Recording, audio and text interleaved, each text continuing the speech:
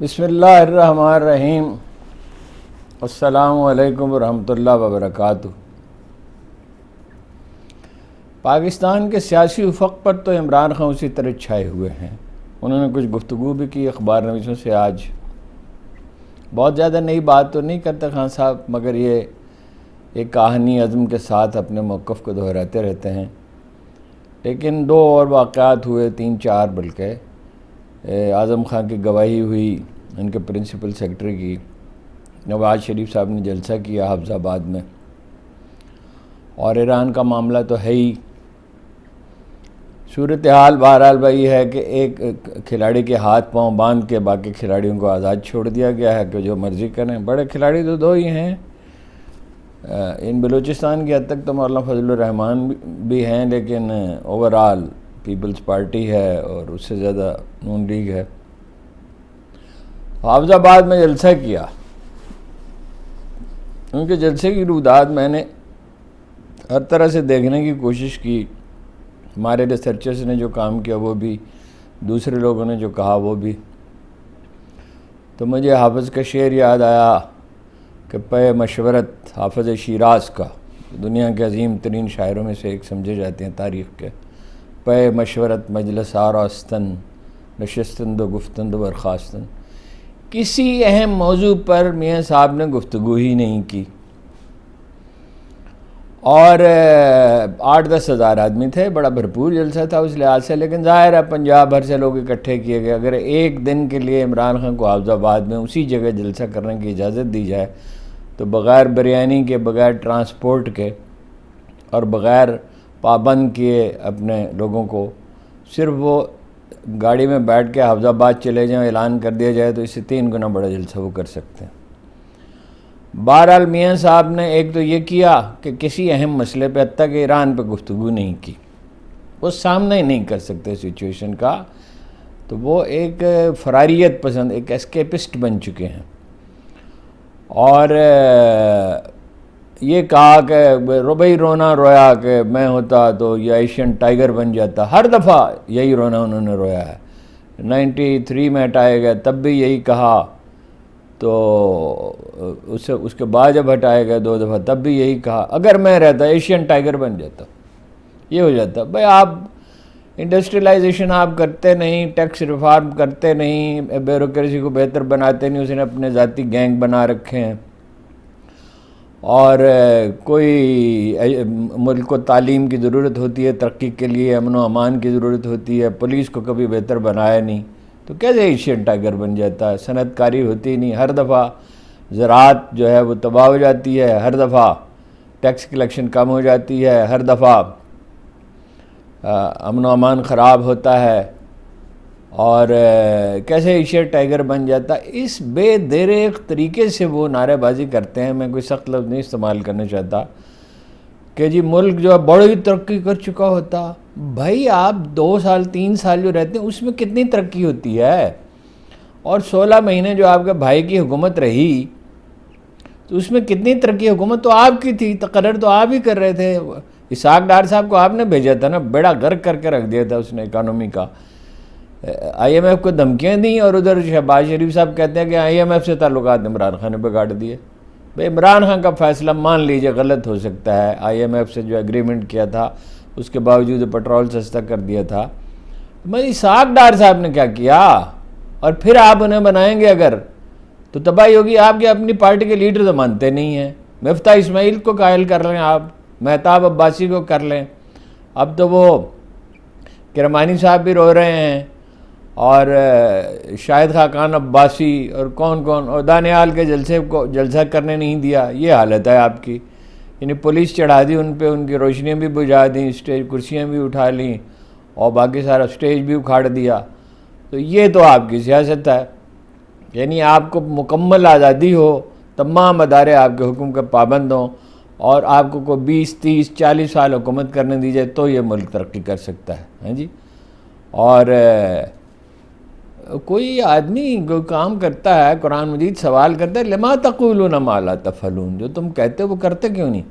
ہمارے دوست مرحوم فاروق گیلانی تو بڑے امیجینیٹو آدمی، ویسے بڑے اجلے آدمی تھے، تو وہ ایک دن اپنے والد گرامی سے سید اسد گیلانی مرحوم سے، جو بہت ہی دانا آدمی تھے اور بہت صاف ستھرے آدمی تھے، انہیں کاروبار کا ایک منصوبہ پیش کیا، تو انہوں نے کہا، حالانکہ وہ کامیاب ہو گیا تھا بعد میں، کہ جی انہوں نے کہا فاروق اگر خیالی پلاؤ پکانا ہو تو اس میں گھی اور گوشت زیادہ ڈالنا چاہیے، اتنا گھی اور گوشت ڈالتے ہیں میاں صاحب کہ چاول غائب ہی ہو جاتے ہیں، صرف بریانی بچ رہتی ہے۔ ایک جیسچر اس میں انہوں نے یہ دیا کہ خود پہلے تقریر کی اور مریم سے بعد میں، محترمہ مریم نواز صاحبزادی سے بعد میں کرائی، یعنی لیڈرشپ انہیں سونپ دی پریکٹیکلی۔ یہ ہیں جناب ان کی سیاست کہ میں ہوں گا، میرے بعد میری اولاد ہوگی، اس کے بعد اس کی اولاد ہوگی، اس کے بعد اس کی اولاد ہوگی۔ یہ تحفہ ہے جمہوریت کا، اس میں اور زیادہ کوئی کہنے کی بات نہیں ہے۔ یعنی کچھ ہمت کرتے، ایران کے بارے میں بات کرتے، کوئی موقف تو پیش کرتے۔ لیڈر کا کام قوم کے رہنمائی کرنا ہوتا ہے، کوئی بیانیہ وہ بنا سکے ہی نہیں قطعاً۔ اچھا جناب، اعظم خان صاحب کا میں دیکھ رہا ہوں بیان کہاں پہ ہے، تو اعظم خان صاحب نے یہ کہا، جب وہ آئے تو انہوں نے کہا عمران خان ہے کہ بھئی ان سے کہیں کہ قرآن مجید پہ حلف لیں، تو جج صاحب نے کہا کہ ہم سب مسلمان ہیں اور قرآن مجید منگوا لیا ہے، ہم قرآن پڑھتے اور اس پر عمل کرتے ہیں۔ جج صاحب سے مؤدبانہ گزارش ہے کہ پڑھتے کتنے لوگ پڑھتے ہیں اور عمل کون کرتا ہے؟ عمل تو کوئی، اگر قرآن کریم پہ عمل کر رہے ہوتے تو قرآن مجید واضح الفاظ میں کہتا ہے انتم الاعلون ان کنتم مؤمنون، اگر تم اہل ایمان ہو تو تم غالب رہو گے، ہم تو مغلوب ہیں۔ اور اس کی وجہ یہ ہے کہ قرآن کریم پہ عمل نہیں کرتا۔ اب مطلب پڑھتا کون ہے جی؟ میں تو نہیں دیکھا، بہت کم لوگ ہیں جو پڑھتے ہیں۔ جیسا پڑھتے ہوں گے یقیناً، انہوں نے کہا ہے کہ میں پڑھتا ہوں۔ تو انہوں نے کہا کہ اعظم خان صاحب کا خلاصہ یہ ہے کہ جی انہوں نے کہا کہ اس کو پبلک کیا جائے اور لوگوں کو اس، وزیر اعظم نے کہا کہ سازش کے بارے میں اعتماد میں لیا جائے، اور میں نے کہا کہ وزارت خارجہ کے ساتھ باقاعدہ ایک اجلاس کرنا چاہیے۔ پھر انہوں نے اس کا بھی ذکر کیا، نیشنل سیکورٹی کمیٹی کی میٹنگ کا جو کل بھی ہونے والی ہے، کہ اس میں زیر بحث آیا اور ڈیمارش دیا گیا، یعنی احتجاج کیا گیا۔ احتجاج کیوں کیا گیا؟ بھائی عمران خان صاحب کہتے ہیں کہ بھائی وہ ایک سازش تھی یہ حکومت ختم کرنے کی، اور ظاہر ہے مجھے، اور یہ بھی کہا اعظم خان نے کہ وہ اپنا لہرایا وہ کاغذ، وہ پڑھ کے نہیں سنایا اپنا، وہ جو تھا جو ان پہ الزام ہے کہ تعلقات خراب کر دیے۔ تعلقات تو خراب ہونے تھے، آپ نے ایک حکومت تھی اس کو برطرف کیا، اور اس طریقے سے کیا، اس میں برطانیہ انوالو تھا، ایمبیسی ان کے انوالو تھے، امریکی انوالو تھے۔ یہ امریکی سفارت خانے میں اور برطانوی سفارت خانے میں لوگ کس لیے جا رہے تھے؟ اچھا، مریم نواز صاحبہ نے بائی دی وے اس جلسے میں یہ کہا کہ عمران کے بچے جو ہیں وہ لندن میں آرام سے رہ رہے ہیں، نواز شریف صاحب کے بچے کہاں رہ رہے ہیں؟ وہ ماض جنگ پہ ہیں، توپے سنبھالے ہوئے ہیں، دشمن پہ گولہ باری کا سامنا کر رہے ہیں۔ وہ تو ان کے دونوں صاحبزادے تو کہتے ہیں ہم برطانوی شہری ہیں، وہ آئے ہی نہیں، مفرور ہیں، ہم پہ پاکستانی قوانین کا طلاق ہی نہیں ہوتا۔ عمران خان صاحب نے یہ کہا کہ ایک بہت کہا کہ بڑا اچھا ہوا میں جیل میں ہوں اور میں شکر گزار ہوں، قرآن مجید پڑھا ہے، 3 بار مکمل کیا ہے، تفسیر بھی پڑھی ہے، آیات نوٹ کرتا ہوں اپنے بیٹوں کو بتانے کے لیے۔ کہا بچوں کو بتانے کے لیے، اب مراد اسے سب بچے ہیں یا سب لوگ ہیں یا اپنی اولاد ہے؟ بچوں کو بتانے کے لیے وہ نوٹ کرتا ہوں۔ اور کتاب پوچھا گیا لکھی ہے، تو انہوں نے کہا کہ نہیں لکھی تو نہیں ہے مگر لکھوں گا، لکھیں گے، ظاہر ہے ایک آدھ نہیں، کوئی ایک نصف درجن کتابیں انہوں نے لکھی ہیں۔ کل کی کچھ باتیں رہ گئی تھیں جو گفتگو انہوں نے کی تھی اخبار نویسوں میں، ان میں سے ایک تو یہ کہا جو میں نے آپ سے عرض کیا قرآن مجید کا، اور ایک یہ کہا کہ ملک میں قانون کی حکمرانی نہیں ہے۔ جن لوگوں نے ڈٹ کر جس ملک، انہوں نے کہا سنگاپور اور ڈنمارک جیسے ملک جو ہیں انہوں نے اس لیے ترقی کی کہ رول آف لا نہیں ہے، رول آف لا ہے وہاں پہ، ہمارے ہاں رول آف لا نہیں ہے۔ جن لوگوں نے ڈٹ کر کرپشن کی ہے وہ ان کے خلاف تو کوئی کارروائی نہیں ہے، میرے خلاف کارروائی ہے، اور 20 ملین غالباً وہ 190 ملین پاؤنڈ جو ہے اس کو 20 ملین ڈالر انہوں نے کہا، 20 ملین ڈالر سے کچھ زیادہ بنتے، ایک آفس بوائے کو گواہ کے طور پر بلایا گیا، یعنی وہ ایک آدمی جو اور چھور سے جو معاملے کی پیچیدگیوں سے واقف ہی نہیں ہے وہ گواہ بنایا گیا ہے۔ اور غیر شرعی نکاح کیس پہ بات کرتے ہوئے انہوں نے کہا پہلے تو بچوں کے باپ کو گرفتار کیا، پھر ان بچوں کو پکڑا، پھر ان سے ماں کے خلاف گواہی دلوائی،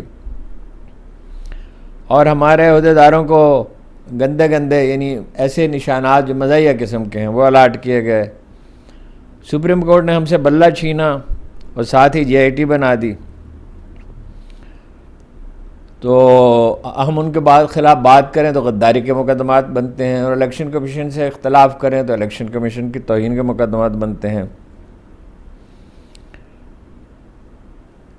پھر انہوں نے اپنی پارٹی کے الیکشن کے بارے میں کہا کہ جیسے الیکشن ہم نے کرائے ہیں ایسے کسی اور پارٹی نے نہیں کرائے۔ یہ غالباً کو جون میں جو الیکشن انہوں نے پچھلے برس کرائے تھے اس کی طرف اشارہ ہے، وہ تو بہت بری حالت میں الیکشن کرائے، اور کہا میں چیلنج کرتا ہوں اس کو۔ اور انہوں نے کہا یہ لوگ تو اپنے خاندان میں الیکشن نہیں کرا سکتے، یہ بات درست ہے۔ انہوں نے کیا الیکشن کرائے ہیں پیپلز پارٹی میں اور نون لیگ میں؟ کب الیکشن ہوئے ہیں؟ ایک پریس ریلیز جاری ہوتا ہے، ظاہر ہے، لیکن اب وہ معتوب ہیں۔ انہوں نے کہا بھی کہ ٹی وی پہ ہماری بات تو نہیں سنائی جاتی، لیکن خیر ان سے پوچھا گیا کہ سیاستدان اکٹھے ہو جائیں تو انہوں نے کہا اکٹھے ہو سکتے ہیں جب قبلہ ایک ہو، یعنی رول آف لا پہ متفق ہو۔ تو یہ زیادہ تر تو یہی باتیں تھیں ہیں جی۔ اور انہوں نے یہ کہا کہ ایک صورت ہے ترقی کی، ملک کو معاشی دلدل سے نکالنے کی، یہ الفاظ ان کے نہیں ہیں، ایک صورت ہے معاشی ترقی کی۔ 1 کروڑ پاکستانی ہیں بیرون ملک، سمندر پار پاکستانی، اس میں سے 5 لاکھ انویسٹمنٹ کرنے کے لیے تیار ہو جائیں۔ چین نے ظاہر ہے ان کے ذہن میں چین کا ماڈل ہے، جو لوگ انقلاب کے دنوں میں بھاگے تھے ماؤ زے تونگ کے بعد ان سے رابطہ کیا گیا، انہیں مراعات دی گئیں، 4 ڈنگ شاؤپنگ نے انڈسٹریل اسٹیٹس بنائیں، صنعتی علاقے بنائے، اور اس میں 4 سال کی ٹیکس کی رعایت مانگ رہے تھے، انہیں 4 کی بجائے 5 سال کی دی رعایت، تو 30 سال میں 40 سال میں وہ ایک سپر پاور بن گئی۔ اور یہ فکرہ انہوں نے دہرایا کہ غلام رہنا ہے یا آزاد رہنا ہے یہ آپ کی مرضی ہے۔ ان کا اس پہ بھی انہوں نے زور دیا کہ امریکہ کو کیا حق ہے پاکستان کے معاملات میں مداخلت کا۔ ظاہر ہے وہ تو شروع سے ان سے ناراض تھے۔ شیر افضل کی ملاقات ہوئی ہے ان سے، اور ان سے انہوں نے کہا ہے کہ پنجاب اور سندھ میں اور پختونخوا میں ایک ہی وقت میں لوگوں کو باہر نکلنا چاہیے۔ اور انہوں نے کہا، شیر افضل نے کہا کہ میں مہم اپنی جاری رکھوں گا۔ رؤوف حسن کے حوالے سے انہوں نے اپنے تحفظات کا اظہار کیا، ناراضی کا، تو انہوں نے کہا کہ اس سلسلے میں میسیج میں دے دوں گا اپنا بیرسٹر گوہر کے ذریعے انہیں۔ تو عارف حسن کی ان کی یہ حیثیت نہیں ہے کہ وہ اپنا رؤوف حسن کہ وہ اپنا شیر افضل کے بارے میں وہ سینئر نائب صدر ہیں۔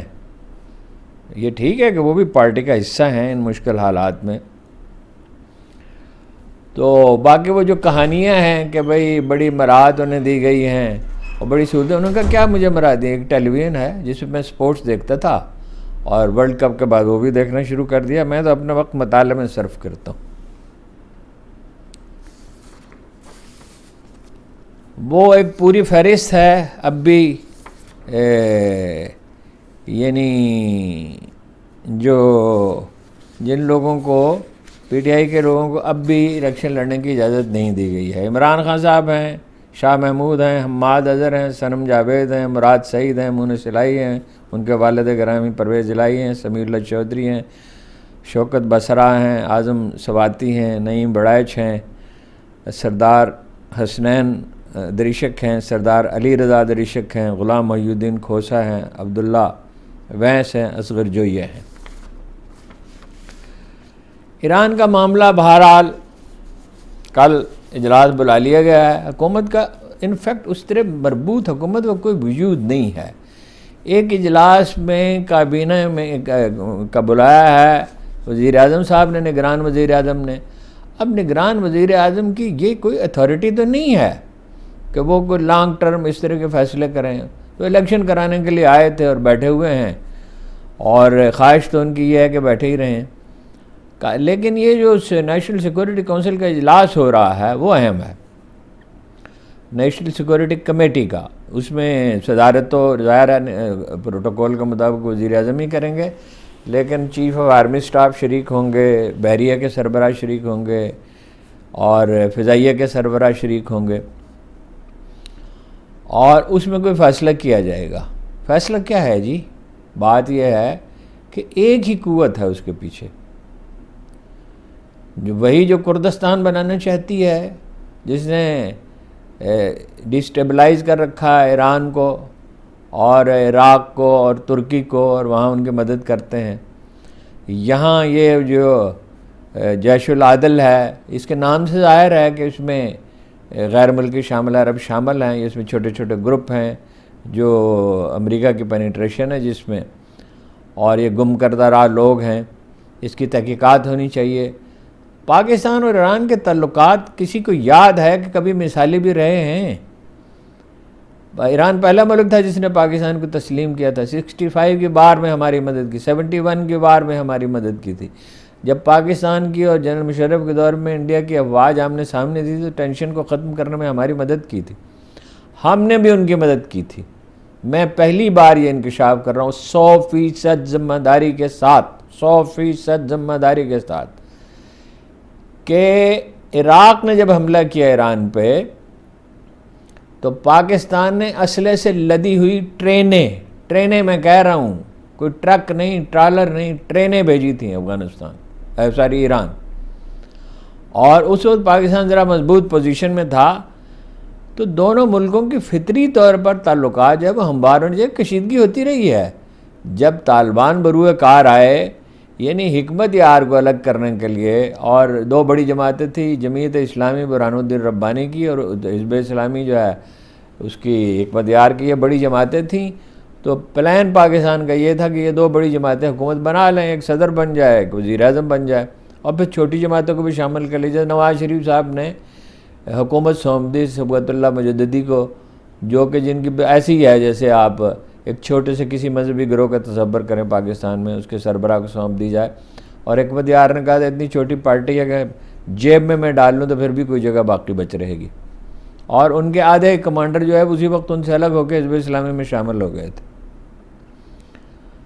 یہ عمران خان نے ایک بات کی، آج کوئی ترتیب نہیں ہے گفتگو میں، بڑی دل شکستگی رہی سارا دن، کہ پنجوتھا صاحب سے کہا کہ جو ہمارے امیدوار ہیں وہ یہ ضرور لکھیں قیدی نمبر 804.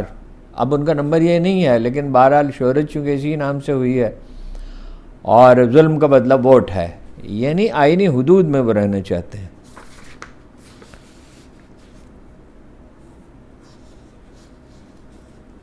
نیب نے جو مقدمات بنائے عمران خان کے خلاف، توشہ خانہ، القادر ٹرسٹ، تو ان کو چیلنج کر دیا گیا اسلام آباد ہائی کورٹ میں، جیل میں مقدمہ چلانے کا. جج یہ دیکھ کر حیران رہ گئے کہ جیل میں مقدمہ چلانے کا نوٹیفیکیشن پہلے جاری ہوا اور مقدمہ اس کے 1 مہینے کے بعد آیا، اور 1 ہفتے کے اندر کوئی کتنے گواہوں کے بیانات، 9 جنوری سے لے کے 17 جنوری تک 8 دن میں 11 گواہوں کے بیانات جو ہیں وہ بھگتا دیے 11 گواہ. اور ایک جج صاحب ہیں وہی بیٹھے ہوئے ہیں اس کے دہشت گردی کے، اور وہ جیل میں ہوتے ہیں. تو باقی مقدمات کون سنے گا؟ یہ عدالت میں سوال بھی اٹھایا گیا. ایک ساری جدوجہد کا، تمام پارٹیوں کا اور بہت سے انٹلیکچوئل کا اور کاروباری طبقات کا ایک ہدف ہے، اور خاموشی سے کچھ علماء بھی اس میں شامل ہیں. ایک آدمی عمران خان، اصل میں وہ ایک آدمی نہیں ہے، وہ یہ کہہ رہا ہے یہ کرپشن بند ہونی چاہیے، یہ وراثتی سیاست بند ہونی چاہیے. خود وہ کتنا کر سکا یہ ایک الگ بحث ہے. اس پارٹی کی کیسی تنظیم رہی, کتنے فیصلے غلط کیے عثمان بزدار سے, یہ ایک الگ بحث ہے. لیکن اس کا میسج تو لوگوں نے قبول کر لیا ہے. اور ایک ہی آدمی ہے سنو ٹیلی ویژن میں, حبیب اکرم صاحب, وہ کہتے ہیں 58 کانسٹیچوئنسیز کا میں نے جائزہ لیا ہے, 52 میں پی ٹی آئی کی بالاتری ہے. اب اس آدمی کو آپ کیسے نکال دیں گے جی پالیٹکس میں سے, اور کیسے اس کو الگ کر کے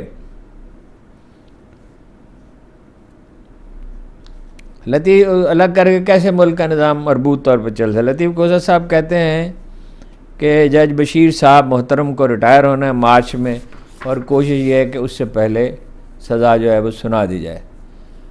چودھری سرور صاحب کا میں نے آپ سے ذکر کیا ہی تھا, تو اب اطلاعات یہ آ رہی ہیں کہ وہ باقاعدہ پیپلز پارٹی میں شمولیت اختیار کر رہے ہیں. ہمارا بڑا دلچسپ کردار ہے, پریکٹیکل تو بہت ہیں, باصلاحیت بہت آدمی ہیں, پی ٹی آئی میں شامل ہونا چاہتے تھے, یعنی تھے بھی, پہلے بھی تھے, اوقاف لیگ میں بھی چلے گئے, اور جنرل مشرف کے ساتھ بھی تھے, اور جناب نواز شریف کے بھی گورنر رہے. ڈاکٹر یاسمین راشد اور عمر سرفراز چیمہ جو ہے وہ 8 ماہ کے بعد کچھ اور مقدمات ان پہ قائم ہو گئے, اس میں عدالت نے ریمانڈ بھی دے دیا ہے. پی ٹی آئی کے لاہور کے ٹکٹ جو ہیں وہ کنفرم کر دیے گئے. 117 سے علی ظفر بٹر ہیں, 118 سے عالیہ حمزہ ہیں, 119 سے شہزاد فاروق ہیں, 120 سے عثمان حمزہ ہیں, 121 سے وسیم قادر ہیں, 122 سے لطیف کھوسہ صاحب ہیں مشہور وکیل, اور 123 سے افضل پاٹ صاحب ہیں, 124 سے ضمیر جیدو صاحب ہیں, 125 سے رانا جاوید قمر ہیں, 126 سے ملک توقیر کھوکھر ہیں, 127 سے ظہیر عباس کھوکھر ہیں. کیچ کھوکھر ٹو کیچ کیا ہے, کھوکھر کے مقابلے میں کھوکھر, ظہیر عباس کھوکھر ہیں جی. اچھا, 125 سے سلمان اکرم راجہ نامور وکیل ہیں جو, اور میاں اظہر صاحب جو گورنر رہے ہیں, عمر تو ان کی زیادہ ہو گئی لیکن اکرام ان کا ہے کافی, اور 130 سے ڈاکٹر یاسمین راشد جن کی بہت ہی توقیر ہے. پی ٹی آئی نے سب سے زیادہ امیدوار پٹ کیے ہیں 1859, اور 8 نام فائنل قومی اسمبلی کے نہیں ہیں, اور پنجاب میں 5 فائنل نہیں ہیں, 5 پنجاب اسمبلی میں نہیں ہیں.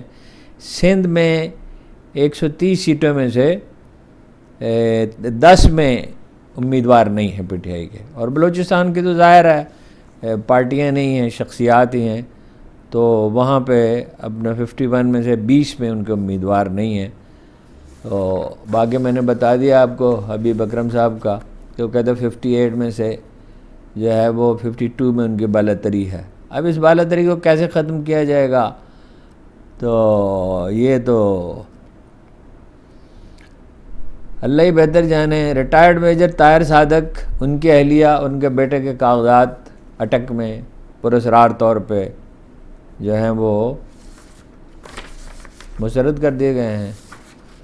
ہاتھ پاؤں باندھ کے ایک آدمی کے ساری فورسز اس کے خلاف اکٹھی ہیں, تو گریز کشمکش زندگی سے مردوں کا شکست نہیں ہے تو اور کیا ہے شکست تو مان چکے. اب یہ کب میچور ہوگا, یہ دن گننے کی بات ہے. حکومت بنا لے نواز شریف صاحب, اور زرداری صاحب ظاہر ہے ان سے مل جائیں گے, یہ نورہ کشتی اس وقت ختم ہو جائے گی, اور مولانا فضل الرحمان بلوچستان سے کچھ سیٹیں نکال لیں گے, پختونخوا سے تو بہت ہی مشکل ہے. تو یہ ایک حکومت بنے گی, یہ حکومت معذور حکومت ہوگی, معذور حکومت, کچھ یہ کر نہیں سکتی, اس لیے کہ یہ مخلوط حکومتیں ویسے ہی کمزور ہوتی ہیں. جیسے شہباز شریف صاحب کی حکومت تھی, وہ کہتے ہیں بڑی مہنگائی بڑھ گئی, نواز شریف سے بڑی مہنگائی بڑھ گئی. وہ 16 مہینے کی مہنگائی یہ نہیں نظر نہیں آتی, یہ نہیں 14% مہنگائی زیادہ ہوتی ہے, 12% 14% زیادہ ہوتی ہے, اور 30 اور 40% کم ہوتی ہے. یہ ہیں اعداد و شمار. اس لیے عمران خان صاحب کہتے ہیں, یہ بات ان کی صحیح ہے, ان کی اپنی غلطیاں اپنی جگہ پہ, کہ قوم فیصلہ کرے, اور سادہ سی بات ہے، اگر لوگ نکل آئے اس دن 8 فروری کو، سب کیا جو کچھ کیا ہے سارا بندوبست دھرے کا دھرا رہ جائے گا۔ عجیب ایک قوم ہے، عجیب قوم ہے، ساری توانائی ایک دوسرے کے خلاف لگ رہی ہے۔ ادھر انڈیا درپے ہے، ادھر جناب اپنا درپے ہیں، اپنا افغانستان سے کشیدگی تھی، ایران سے کشیدگی شروع ہو گئی۔ اور بھائی سادہ سی بات ہے کہ اسرائیل کو بچانا ہے، وہ جال تو بنیں گے۔ غلطی کس کی ہے، ایران نے کیا غلطی کی اور ہمیں کیا کرنا چاہیے تھا، یہ ایک الگ بحث ہے۔ بچانا تھے تو بحیرہ احمر کو تو انہوں نے بند کر دیا تھا، اور ایران پہ اگر ڈائریکٹ حملہ نہیں کر رہے تو اس کی وجہ یہ کہ آبنائے ہرمز بند کر سکتا ہے۔ اقبال نے کہا تھا مجھے ڈر ہے کہ طفلانہ طبیعت تیری اور یار ہیں یورپ کے شکر پارہ فروش۔ آپ کو بہت بہت شکریہ۔